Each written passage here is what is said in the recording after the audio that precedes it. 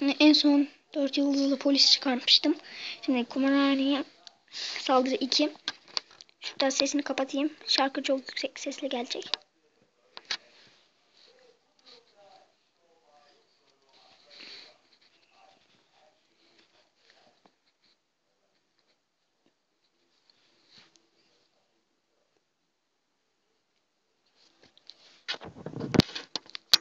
Açayım. Aracım burada açıyor. Ama benim araca ihtiyacım yok şu an.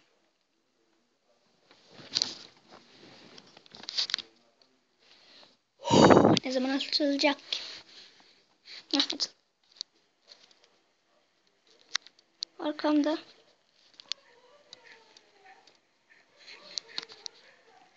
Klasik kumarhane. Ben kumarı sevmediğim için gidip şu kumarhaneye bir salayım. Önce bu kumarhanedeki kızla.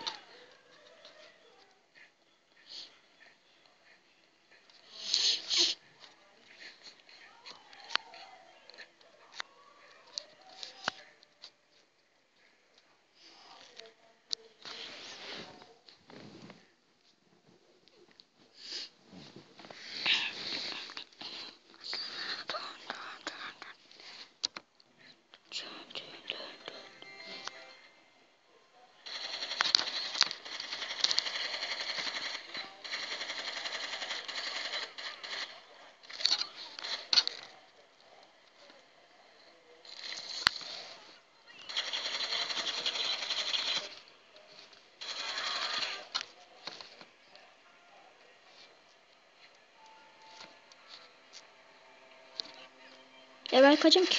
Büyük ihtimalle 7'dir. Çünkü kumarhaneye saldırı 1'de şeydim. 6'ydım. Level atladım. Hatta BP ile bir şeyler aldım.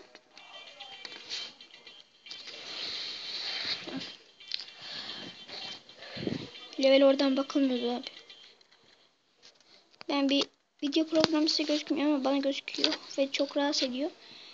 Oyunu durdurmaya bastığım zaman video programı da orada olunca bayağı rahatsız oluyorum. O yüzden şunu bir çektim. Level kaçtı? Lan nereden bakılıyor ya? Neyse boşver, ben biliyorum, yediğim. Tuvalette insan yoktur. Aha. Çöpçü. İnsanlarda para çıkarsa daha çok para çıkarır. Para baba. İnsanlarda para çıkarma şansını arttır. Gel lan buraya. Kimi dövüyorsun lan? Gel lan, gel. Gel gel. Gel gel. Gel. Polis baba.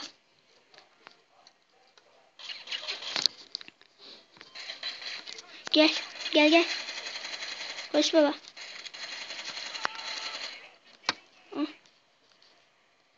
Ya bir gidin abi, polis varken seni saldıracağım. Oha, bu ne lan? Şuraya gideyim de ben bir buna bakayım. Hayatta kalanca geç. Süper bir şey benziyor. İnşallah şimdiden gibi süper bir şeydir.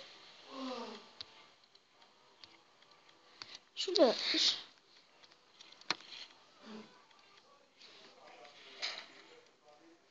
Lan! Bakacaktım abi.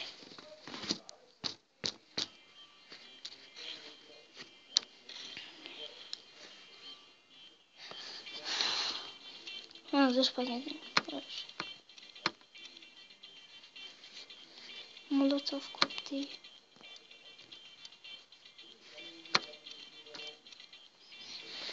Oyun puanı ev olması.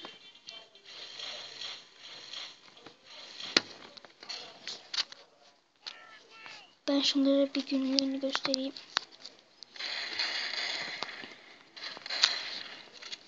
Come on.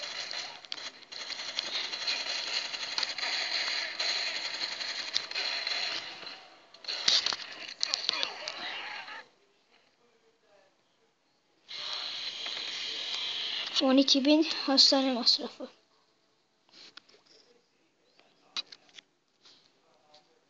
Kumarhane saldırısından bugünlük bu kadar.